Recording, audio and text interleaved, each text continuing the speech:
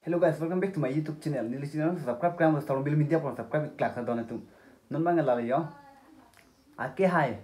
Jinu blog mate generation hanse la pen. Ake hai pi mir bin teron pi la tumba haini. Se production music along akimi alun mate akimi album klang ikpo alang litung aluna men la ke thare potung jang. Amala sini tani samlo alama ngani kita tungjang pinyak mati di sila selalu ngecung hong hane nili excited dona tu thare po tungjang buge alang litung cepajan thengnai nai tung selang litung sido ko jinu blog mate mirbin teron pila tum bahai ni si cepajan ik bola bang so video long ke mate la so lun long ke la pen kilun na bang ke ake hai rang sinarong par